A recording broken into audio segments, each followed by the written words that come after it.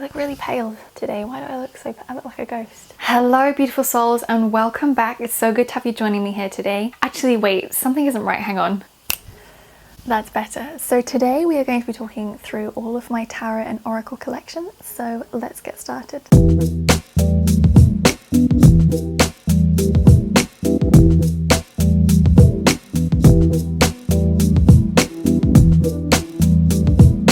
I thought it would be great fun for me to show you all of my oracle and tarot decks because you guys know I love oracle and tarot and I have so many. So I really wanted to share the ones I have with you, which some of them you may have heard of, some you may not have, and you might be really inspired or guided to go and find them and connect with them for yourself. So let's just dive straight in. Okay, so here we have all of my spiritual books and my decks, which as you can see are slightly in colour order. I would love to say that they're perfectly in colour order, but some of them are just slightly off. That's just the perfectionist in me. But today we're going to focus on looking at my decks, which you can see just on the left middle shelf and on the right middle shelf there. So let's take a closer look. So this smaller shelf contains some of my favourite decks and therefore my go-tos. I obviously have done an unboxing of the Starseed Oracle, the Modern Witch Tarot, Mists of Avalon, the Moonchild Tarot, and the Gentle Heart Tarot on my YouTube channel, which most of you guys will have seen. And I love these decks. I use them quite often, so that's why they're separate from the rest. And you can see I also have the Atlantis cards by Diana Cooper and Work Your Light and Keepers of the Light by Kyle Gray there as well. And then on this shelf, I have all of my other decks. And some of these decks are ones I don't use as much as I used to. I did recently actually just get rid of 4 decks, I believe, and there's still a couple more that I feel ready to release. So you can see I have the Sacred Sites Oracle, Beyond the Moria, which I've unboxed with you guys, the Wonder of Unicorns game, which is just as much a regular oracle deck as it is a game. Going through, I've got Art Through the Eyes of the Soul, that's one of the decks I'm ready to release. The Magical Mermaids and Dolphins by Doreen Virtue. The Soul's Journey, which I actually used to use those all the time. Dragon Oracle, Energy Oracle, which is kind of a bit like tarot but an oracle version, which is really good. I then have my Witch Oracle deck, which you can just see the cat's face there. Angel Prayers by Kyle Gray. Crazy Sexy Love Notes, I'm definitely releasing that one too. Miracles Now, Gabby Bernstein. Archangel Raphael Healing Oracle cards. The Universe Has Your Back. Small Mysteries Tarot, which I got as part of a subscription box. A Soul and Spirit magazine free deck. The Isis Oracle by Alana Fairchild. And a Tree Oracle Wisdom one. Goddess Guidance Oracle, which I also used to use all the time. And finally the Moon deck. Up here I also have the Divine Feminine Oracle runes and also my own deck creation. So I thought it'd be nice to go through some of the decks and just share them with you. So let's start by taking a look at some of them. So first up we have the Atlantis cards by Diana Cooper, and this deck is great if you're somebody who really connects to Atlantis. The criticisms I have are that this deck is very white. In fact, I think it's completely white, which I find really uncomfortable because I don't know why she has designed it that way or thought that that would be appropriate. It just feels really wrong, to be quite honest with you, and I kind of haven't really used this deck that much, partly for that reason. It just doesn't feel very realistic or truthful for what would have been, even though the cards themselves are catered to what they would have believed in or done. It just, the actual artwork for me is just horrendous. I don't even think it's good artwork, let alone the fact that it's so whitewashed. So each of the cards has the interpretation for the card written on the back, which is not my favourite way to do it. I think it's quite nice to have a guidebook to go and look at and to actually be able to enjoy shuffling the deck and placing it down. You know, you kind of have to not look at what you're doing when you use this. So again, I just think that doesn't really work. Also, the box is designed to be a kind of picture frame, so you can put it up so that you can see the card you've chosen or read the interpretation throughout the day, I guess. So it looks like that. And honestly, I think it's nice that they tried. I just don't think it really works. You can't see enough of the card, but that's just my feelings. I think this deck is just slightly a bit of a letdown, which is such a shame because it has so much potential. Then we have the Unicorn game deck by Diana Cooper, which honestly is really interesting. I've never played the game, as you can see. It just isn't something I've tried. I prefer actually just going and working with the deck directly rather than working with a game. The cards are really nice. I think they're quite simple. As you can see, they've got the unicorn as the back, which I quite like, and then Each card obviously has a unicorn in somewhere. Once again, it's very whitewashed. I don't know if Diana Cooper worked with the same designer for this deck as the last one. It kind of looks like she did, to be quite honest. It just feels a little bit empty, if that makes sense. Like, I don't feel like there's much energy in the cards. Even now as I'm looking at them, I don't feel anything off them. Does that make sense? Like, normally when you look at a card, you can feel the energy and the vibration and you know what's going on. I don't really get any of that from this. I just feel like I'm literally looking at a drawing rather than energy infused oracle or something. So it's a nice deck, but again, I haven't really used it much recently. Then I have the Sacred Sites Oracle cards by Barbara Meckle-John-Free. I hope I say that correctly. And this is a beautiful deck. So all the sacred sites around the world. I've just given some examples here of Jerusalem, Grand Canyon, which I think was actually the first card I ever pulled with this deck. Angkor Wat, Mount St. Michael, Glastonbury, Machu Picchu, and you can see the back of the deck is a kind of sunburst, if you like. Gorgeous decks, good stock, good quality. The art's amazing, it's so detailed. The interpretations are gorgeous as well. The guidebook for this is in colour and it's really beautifully interpreted and explained. So you can see, for example, with Petra, it goes into the lower world, middle world, upper world, and the journey. And honestly, they're just really interesting. There's so much information and you can just really get into the card really deeply. And I really like this deck. Then we have these Soul's Journey lesson cards by James Van Praagh. Honestly, I used to use these basically every day.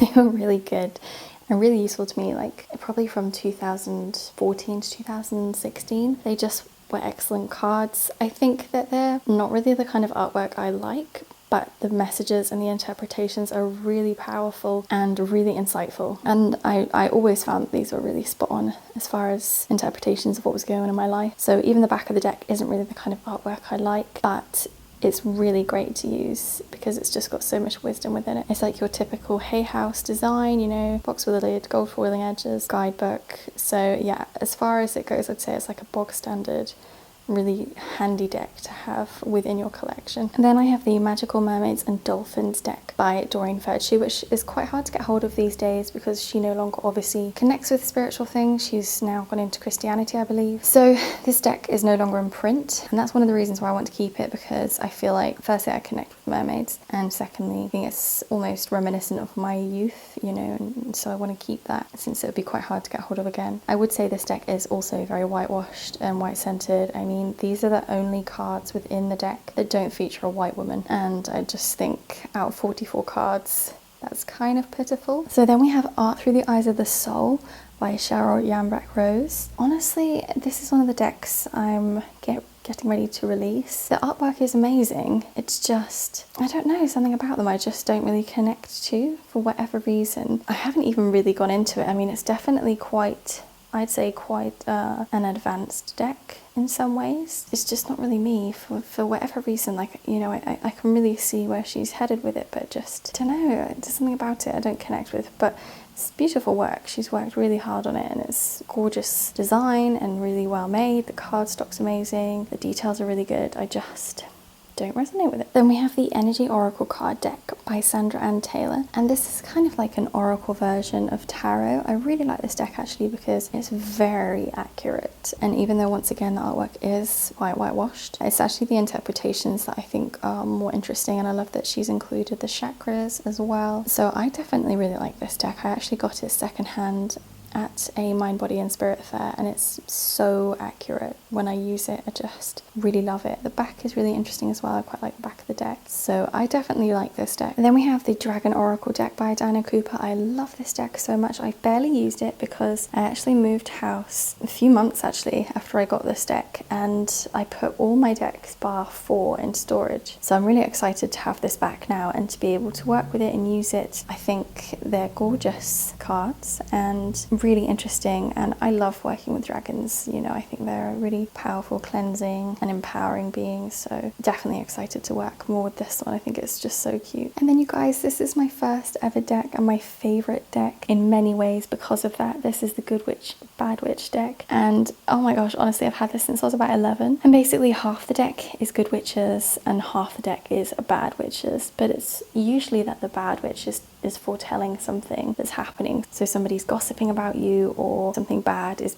happening to clear something to make way for the good. So honestly, they're such great cards. I've honestly used them probably thousands of times in the last whatever, like 20 years. Love this deck so much. Definitely will pass this on to my daughter when I have kids one day. And the really cool thing is that each card actually has a spell with it as well, so you can read the interpretation and then do a spell to dispel negativity or manifest something, which I really like that aspect as well. Then we have the Miracles Now deck by Gabrielle Bernstein, and honestly I absolutely love this deck. I love the background, I love anything to do with space. It's really simple, it's just an affirmation deck. You can pick as many cards as you want in a day or a week or a month to practice affirmations and see what's coming in for healing. So I really love this deck, honestly. It's a good size, so it's easy for shuffling. Really enjoy this deck actually. And then we have Crazy Sexy Love Notes by Chris Carr. This is definitely a deck I am releasing. Just don't resonate with the artwork. It's just not really my kind of artwork really, and nothing wrong with that. And again, it's another deck where the interpretation is written on the back, which again is not my preference. So this is definitely a deck I will be releasing. It's basically brand new.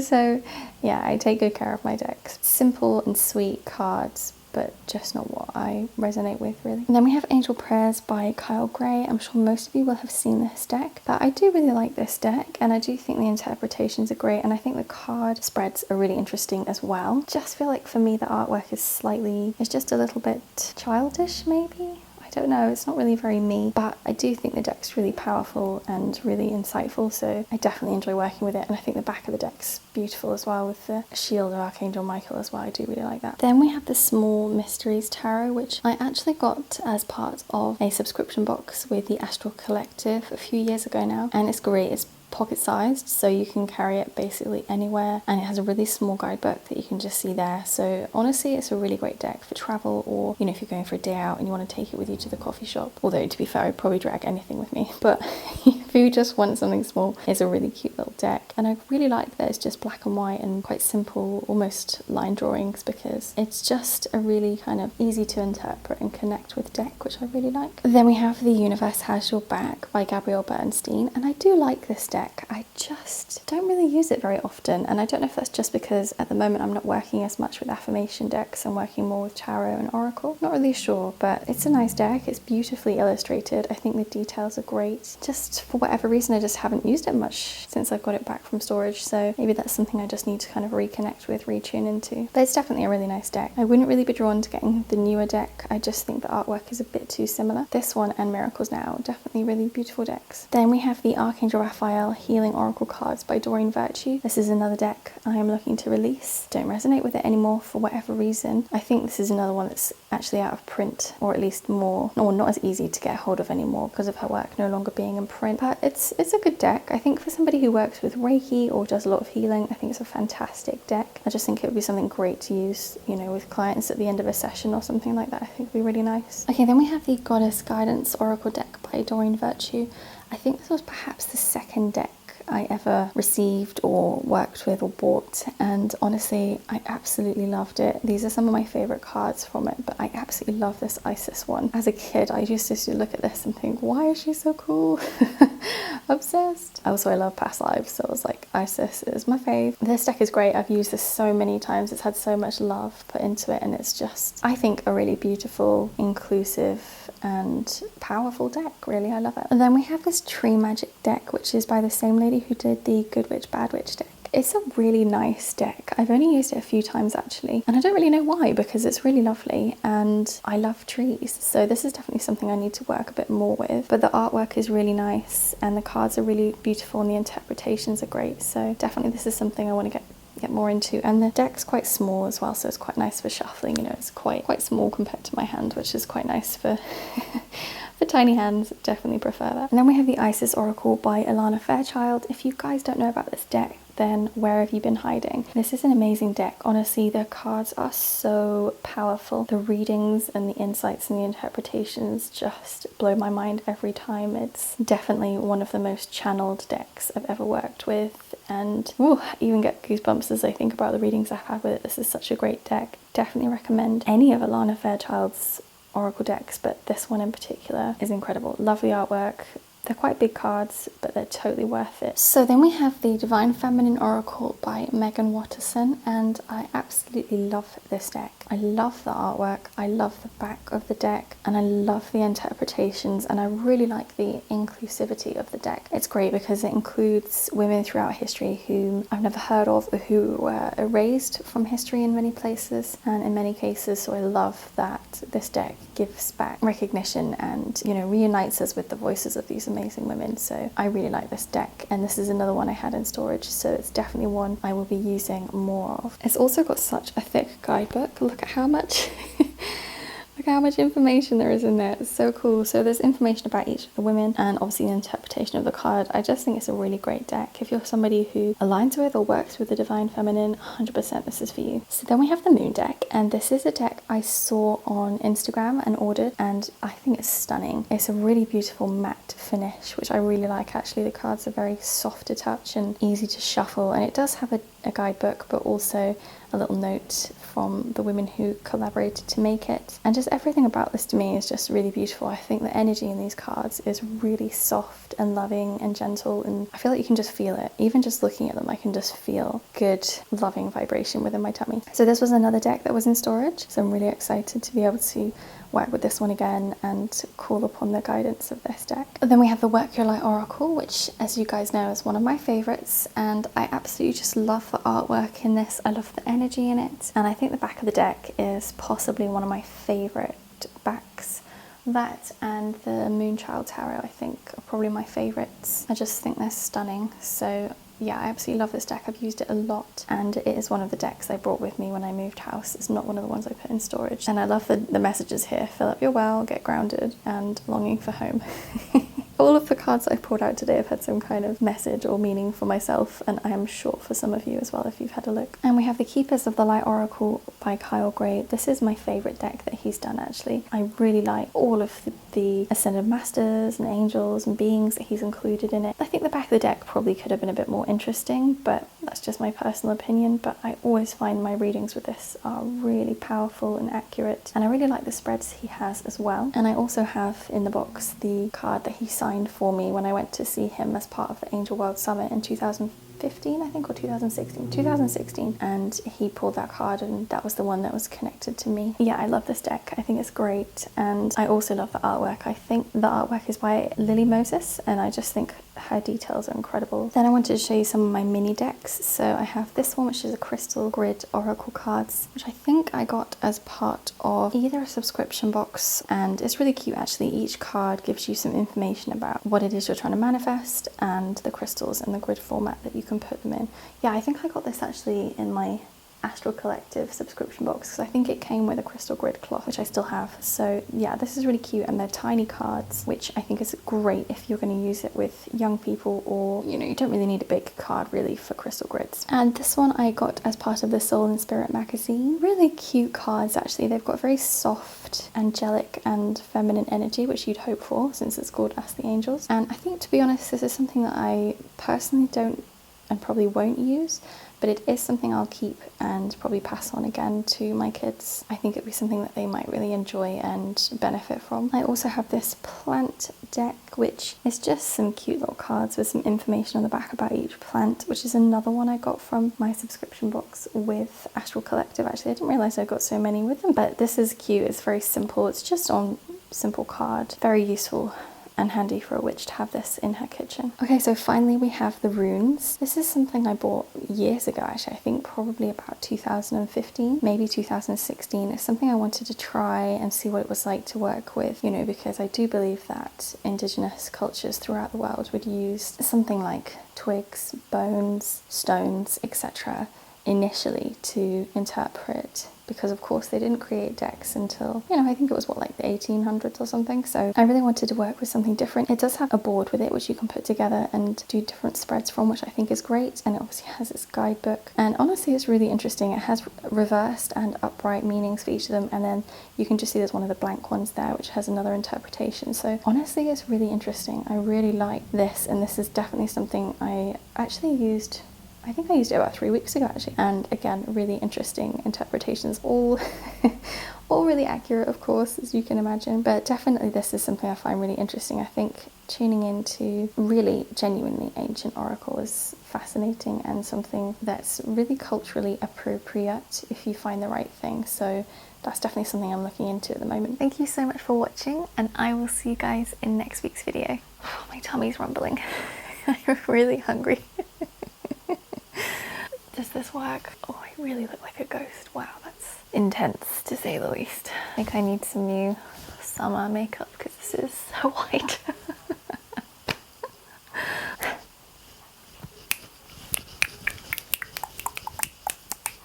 You can tell I've made too many reels because I'm just into my transitions now.